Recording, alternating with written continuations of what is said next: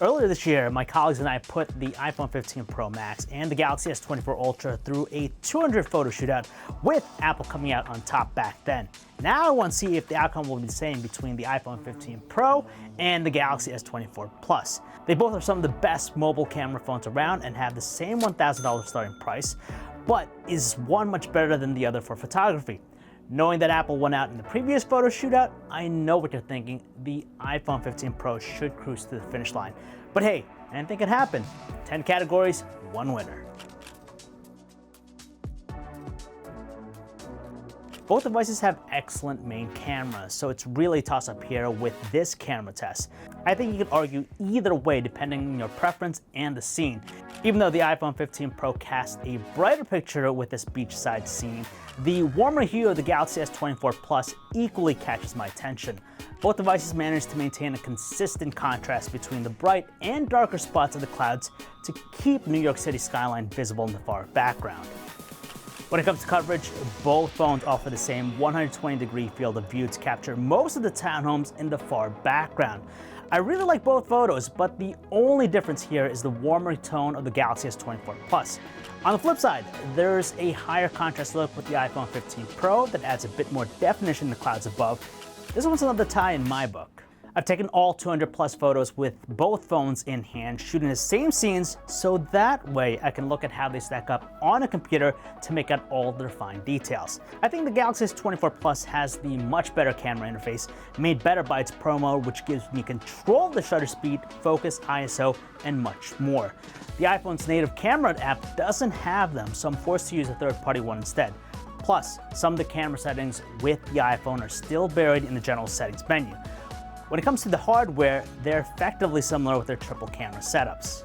The Galaxy S24 Plus comes with a 50 megapixel main camera, 12 megapixel ultra-wide, and a 10 megapixel telephoto with 3x optical zoom, while the iPhone 15 Pro packs a 48 megapixel main shooter, 12 megapixel ultra-wide, and 12 megapixel telephoto with the same 3x optical zoom.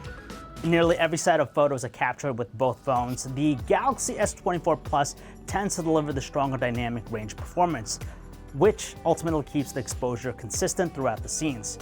It shows how well it does this with the tree in my backyard because the shadows are brightened in such a way to make the leaves on the branches pop out against some of the brighter spots in the sky, while the iPhone isn't as aggressive with this. I'll admit that it makes the Galaxy S24 Plus's shot look nice, and I hope most people would agree the iPhone 15 Pro isn't too shabby either, but that's a win for the Galaxy. Right away you can tell there's a noticeable difference with how they produce colors. The iPhone 15 Pro favors natural tones and the Galaxy S24 Plus applies a bit of saturation. The red peppers really shine and have a more vibrant tone with the Galaxy S24 Plus, along with the green peppers on the bottom row. Don't get me wrong, people love colors that pop, but I prefer the more realistic tones of the iPhone 15 Pro. This one's interesting because I really thought the Galaxy S24 Plus had a dedicated macro mode, but it doesn't. That's important because it can't get as close to subjects like how the iPhone does it, which is indicated by this flower icon that appears, so I know it's switched to macro mode.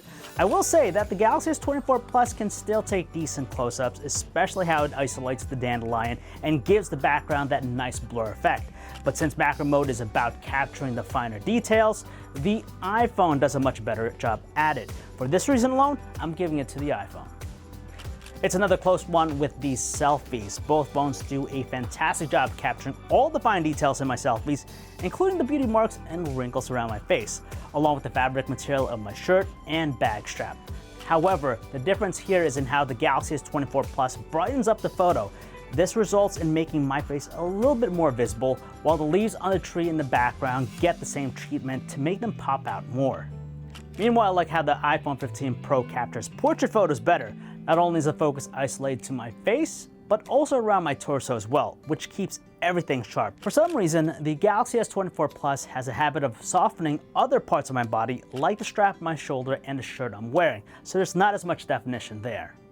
For zoom photos, I captured them both at 3x and 15x zoom levels just for a fair comparison, but the S24 Plus can technically get up to 30x zoom. That doesn't matter because at 3x zoom, the iPhone 15 Pro is still better. Apart from how the iPhone 15 Pro's 3x telephoto camera produces the brighter images, it captures a little bit more detail. I can see more of the details with the wood grain on the post holding up the signs here, while zooming into the crest on the lower left and right corners of the sign show how the iPhone 15 Pro is still capturing more detail. When it comes to shooting panoramic photos, they can both leverage their main and ultra-wide cameras. I stuck with their main cameras for all my comparison shots, but it's evident that the iPhone does a much better job as a whole. I will say that the details captured are identical, so the only difference in the panoramic shot of the dunes along the beach is how the iPhone 15 Pro boosts the exposure throughout the scene. I also love the better contrast of the iPhone because it makes the clouds here look more dynamic. And finally, we get back to my backyard where I always capture low-light photos of my detached garage. Just know that the photos don't paint an accurate picture of the actual scene in real life because it's pitch dark. But these photos make it seem like there's a strong light source to illuminate the area. While both phones do nice to brighten up the scene, the iPhone 15 Pro does a much better job of it, while also retaining more of the detail. For example, the pavers in my driveway have more definition, along with the leaves in the branch and the grass on the lawn. I can also make out the Traeger logo covering my smoker as well. Well, this one turned out to be a win for the iPhone 15 Pro, which I suppose I shouldn't be surprised by because of how similar it is to the iPhone 15 Pro Max. Even though the Galaxy S24 Plus comes up short here, I will say it's still more than capable of capturing any scene. Where the iPhone 15 Pro really proves it's better is in the low light department and how its telephoto camera can capture just a smidge more detail if zooming matters to you, of course. If it does, let me know in the comments below. You can follow us on social at Tom's Guide. I'm John V, and I'll see you in my next video.